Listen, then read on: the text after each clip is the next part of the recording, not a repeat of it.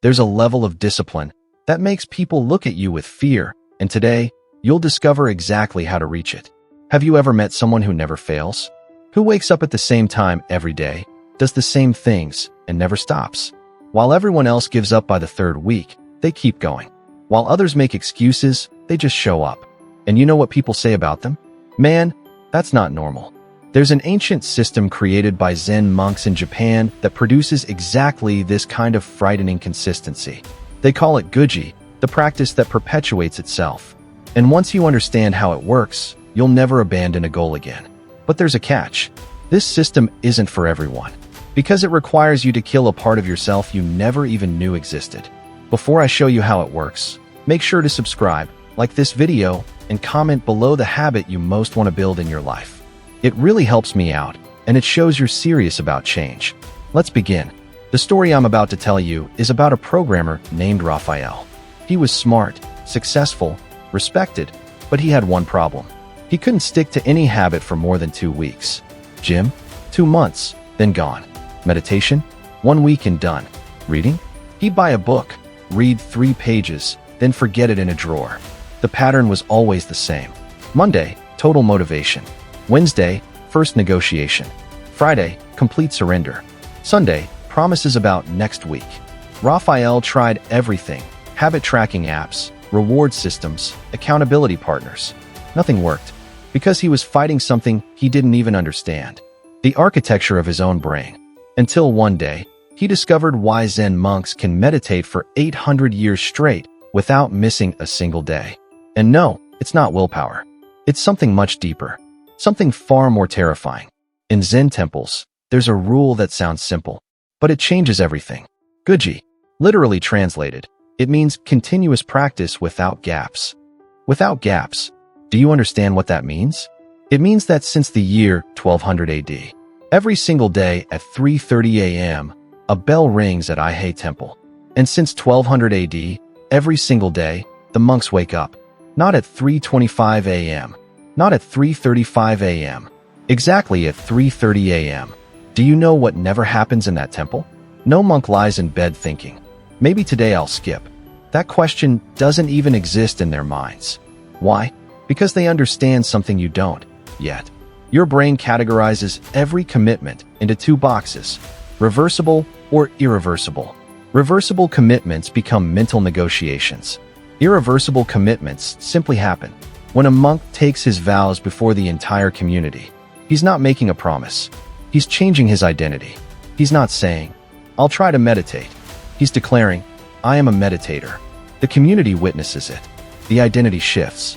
The negotiation ends. A neuroscientist at Harvard University, who has spent over 15 years studying habit formation, discovered something extraordinary.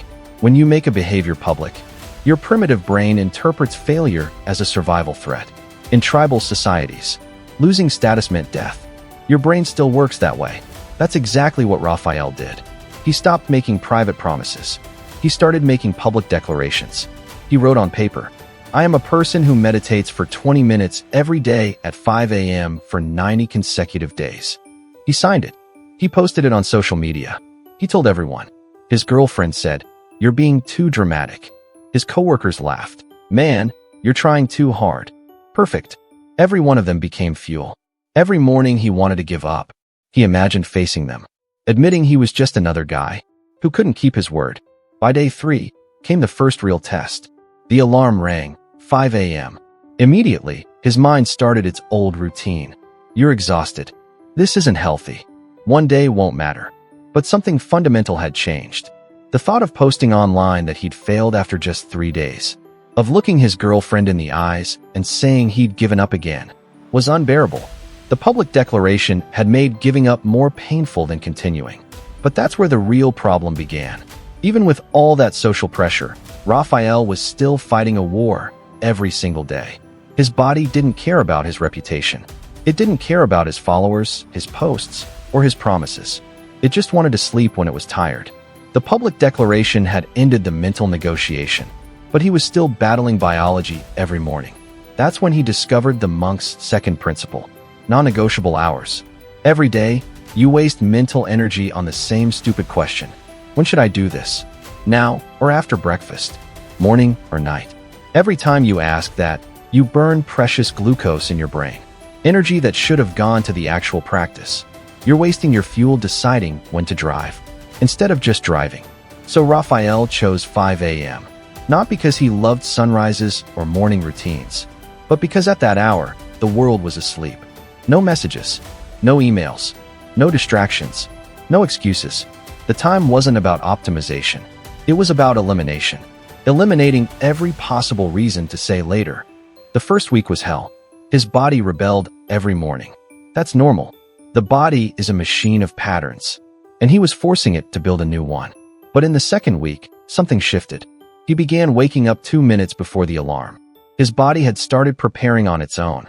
By day 14, the alarm rang, and his feet touched the floor before his conscious mind even caught up. No thought, no decision, just movement. Here's what most people never understand about fixed hours. It's not about finding the perfect schedule. It's about removing time as a variable. When you do something at different times every day, you force your brain to make a new decision each time. But when the hour is fixed, your brain stops arguing, because you've turned time into a constant. But Raphael soon discovered a new problem. His schedule was fixed, but he kept changing what he did during that time. Some mornings he meditated. Other days he read. Sometimes he did a few push-ups. His brain had found a new loophole. Instead of arguing about when, it started arguing about what. The 20 minutes at 5 a.m. became reliable, but the practice itself became chaos. The fixed schedule had solved half the equation, but his mind was still negotiating through the back door. He had eliminated the when, but not the what. And that's when Raphael encountered Dogen's most controversial teaching, the one about forms, because it demands something most people can't stand: doing exactly the same thing, in exactly the same way, every single day, until the mind finally surrenders. You think variety keeps things interesting, but variety is actually where consistency dies. Every time you change what you're doing, your brain has to make micro decisions. Should I do push-ups or burpees today? Which book should I read? How long should I meditate? Every small decision is a crack, where your old patterns leak back in. Raphael completely locked everything down. 20 push-ups, 10 minutes of meditation, 10 minutes of reading. Same order, same timer, same thing. His personal Ango period. 90 days of identical practice. His friends called him robotic. His girlfriend said he was getting annoying. They didn't understand that annoying was exactly the point. By the third week, his mind went to war. Every morning, it screamed for variety. This is stupid. You're not a robot. Mix things up, or you'll burn yourself out. By week 4, something broke. Not his discipline, but his resistance. The voice of negotiation grew quieter. By week 6, he was halfway through his push-ups, before he even realized he'd started. The practice was taking care of itself. This is what people don't understand about consistency. It's not about willpower lasting forever. It's about repetition, until willpower is no longer needed. Your body learns the sequence, like a dancer learns choreography, like a musician learns scales, like a pilot learns procedures, like a monk learns silence. An MIT researcher who has studied the automatization of behavior for 12 years explains, when you repeat an action in the same context for approximately 66 days, the basal ganglia of the brain take over. The behavior becomes automatic. You are no longer deciding to do it. You are simply doing it. On day 35, Raphael caught the flu. On day 40, he was traveling for work. This is where the old pattern usually wins. Sick day, exception. Travel day, exception. One gap becomes a crack, and the whole system collapses. But Dogen understood something about gaps that changes everything. He wrote that practice must continue without even a moment of gap, because in that gap, all your old patterns return. What saved Raphael when everything went wrong was understanding that practice doesn't require perfection. It requires continuity. The all-or-nothing lie has killed more consistency than laziness ever could. You tell yourself, if I can't do the full 20 minutes, why do anything? If I can't do perfect push-ups, I'll wait until tomorrow. That thinking creates gaps. And gaps are where your old self crawls back in. Look at any elite athlete, and you'll see something people always misinterpret. They have rest days. But those rest days are still progress. They're intentional, strategic, planned. Never because they feel lazy. Never because they don't want to train. A rest day allows them to train harder tomorrow. that's still movement toward the goal. But when you skip because you're tired, that's not rest. That's retreat. A river never stops flowing. During a drought, it may shrink to a trickle, but it never stops. The moment it stops, it's no longer a river. It's a memory of where the water used to be. Your practice is the same. The moment you create a gap, you're no longer practicing. You're someone who used to practice. Day 40. Travel day. Airport at 4 a.m. Meetings all day. No gym at the hotel. Raphael did push-ups in the airport bathroom. People looked at him like he'd lost his mind. Good. He meditated in the Uber. He read on the plane. Nothing was perfect, but everything maintained momentum. Toward the same goal he declared 90 days ago. This is Gyoji. Practice continuing itself. That's when people started to notice. Coworkers said he seemed different. Friends said he was becoming obsessive. Someone even said his discipline wasn't healthy. That normal people don't act like that. When you hear those words, you know you're on the right track. Normal people get normal results. You're not trying to be normal. You're trying to be unbreakable. But here's what no one prepares you for. The unexpected obstacles you never saw coming. The ones you can't plan for. Because you don't even know they exist. Your child gets sick. Your car breaks down on the way to the gym. Your boss keeps you late. These are the real consistency killers. Not because they're impossible to overcome, but because you haven't pre-decided how to handle them. Every time an unexpected obstacle appears, you're forced to make a decision under stress. And in that moment of chaos, you'll almost always choose the path of least resistance. The obstacle wins, not because it's stronger, but because you walked into a battle you never prepared for. Zen monasteries have operated for centuries without missing a single day of practice. Earthquakes, wars, famines. The practice continues. How?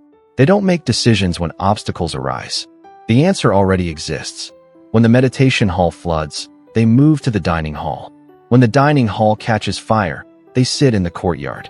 There's no meeting, no discussion, no negotiation. The bell rings. The response is automatic. Raphael learned this. He wrote down every obstacle that had ever broken his consistency and pre-solved each one. Plan for rain, push-ups in the garage, guests staying over, silent workout in the bathroom, hangover, which shouldn't happen, but if it does, 2 push-ups, 1 minute of meditation, 1 page of reading. Each scenario had a predetermined response. When X happens, I do Y. No thinking, no negotiating, just execution. The power of this isn't just in maintaining the sequence. It's in preserving mental energy. Your brain no longer wastes fuel deciding what to do. It already knows. No matter what happens tomorrow, the practice continues. And that certainty changes your entire nervous system. A Yale University behavioral psychologist who has studied decision-making for 20 years found that when you pre-decide your actions, you eliminate decision fatigue from critical moments. Your prefrontal cortex, the part of your brain responsible for willpower, stays intact to execute, not to debate. By day 70, Raphael's practice had become completely automatic. Some mornings he'd wake up, realizing he'd already done the push-ups. His body simply moved through the sequence. No hesitation, no resistance. When his girlfriend's mother visited for a week, he did push-ups in the bathroom at 5 a.m. The practice continued, because the answers were already written. On the 90th day, Raphael completed his personal Ango. 3 months of uninterrupted practice. But something deeper had changed. He was no longer the same person. Friends told him, "Your consistency is scary." His response was perfect. Great. Because when your discipline makes others uncomfortable, you finally reach the right level. Your very existence becomes proof that everything they call impossible is actually just uncomfortable. That's why they'll call you obsessive. That's why they'll tell you to find balance. They need you to slow down so they can feel better about standing still. But you're not doing it for them. You're doing it because you've discovered the secret. Consistency isn't about doing something every day. It's about becoming someone who can't live any other way. When you implement the Gyoji system, public declaration, fixed schedule, seamless practice, and pre-resolved answers, you're not just creating habits. You're reshaping your identity. You stop being someone who tries and become someone who simply is. And when that transformation is complete, people will look at you and ask, "How does he do that?" And the answer will be simple. He doesn't. He is. The question remains, are you ready for this level of transformation? Because this isn't about discipline. It's about death and rebirth. The death of your inconsistent self.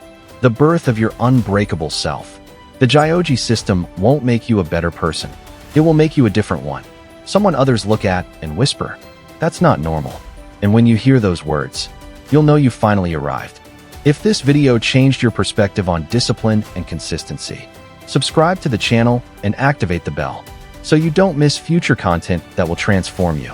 And tell me in the comments, what will your public declaration be? What habit will you build using the Gyoji system? Remember, the consistency that scares others is the only consistency worth having. If you've watched this far, thank you for your attention. See you in the next video.